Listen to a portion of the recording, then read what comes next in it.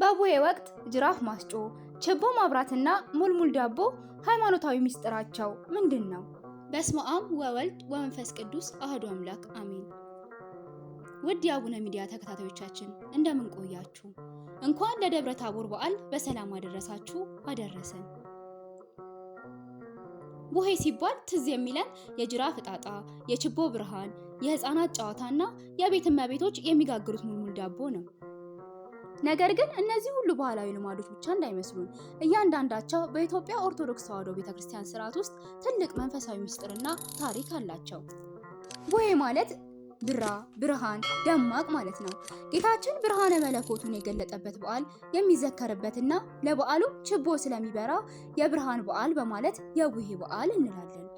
ወቅቱ የክረምት ጨለማ አልፎ የብርሃን የሚወጣበት፣ ሰማይ ከጭጋጋማነት ወደ ብሩህነት የሚለወጥበት የመሸጋገሪያ ወቅት ነው። ቡሄ ከዋለ የለም ክረምት፣ ዶሮ ከጮኸ የለም ሌሊት እንዲሉ፣ በሌላ በኩል ደግሞ ቡኮ ወይም ደግሞ ሊጥ ተቦክቶ ዳቦ የሚጋገርበት፣ ሙልሙል የሚታደልበት በዓል በመሆኑ ቡሄ ተብሏል። ጅራፍ በደብረ ታቦር በዓል በትውፊታዊ መልክ የሚታየው ምስጢር በኢየሩሳሌም ስለሆነው የጌታችን ምስጢራዊ ሞቱ ነው። ጅራፍ መገመድ ወይም ደግሞ መጥለፍ እና ጅራፉን ማጮህ ሁለት አይነት ምስጢር የያዘ ትውፊታዊ ተግባር ነው። የጅራፍ ትውፊታዊነት ውርስ መጽሐፋዊ፣ ትምህርታዊና ምስጢር ጠብቆ ለትውልድ እንዲተላለፍ በማድረግ ጨዋታው በተራራማ አካባቢ ከመኖሪያ ቤት ርቆና በሜዳ ማድረጉ ጠቃሚ ነው። ጅራፍን በእርችት መቀየር የሚያመጣው የምስጢራዊ ተፋልሶ ብቻ መመልከት ከማህበራዊ ጎጂ ገጽታ በላይ እንድናስወግደው ያስገድደናል። ችቦ የጌታችን ብርሃነ መለኮቱ መገለጥ የሚያመለክት ነው። በመሆኑም ችቦ ለኩሰን በዓሉን እናከብራለን። የዚህ ትውፊታዊ አመጣጥ በብርሃነ ድምቀቱ የቀኑን መምሸት ያልተረዱ እረኞች በሜዳ ቀርተዋልና ወላጆች ከመንደር ችቦ ለኩሰው ልጆቻቸውን ፈልገው ሄደዋል። ታሪኩንም እያዘከርን በዓሉን እናከብራለን።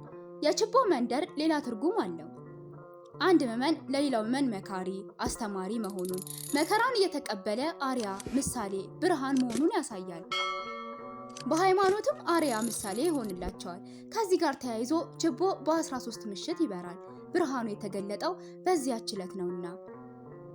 ሙልሙል በችቦ ብርሃን ልጆቻቸውን ፍለጋ የወጡ ወላጆች ዳቦ ጋግረው ይዘውላቸው ወጥተዋል።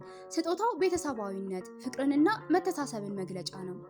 ወደ ቤታችን ቡሄ እያሉ ለሚመጡ ታዳጊዎች ዘምረው እንዳበቁ የሚሰጥ ሙልሙል ዳቦ አለ።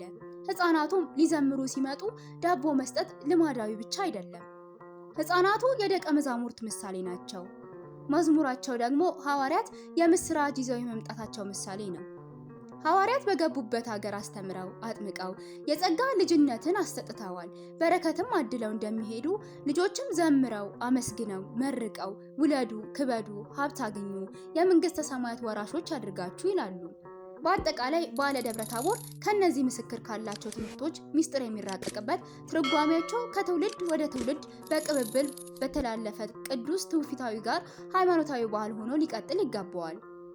ወስብሐት ለእግዚአብሔር ወለወላዲቱ ድንግል ወለመስቀሉ ክቡር።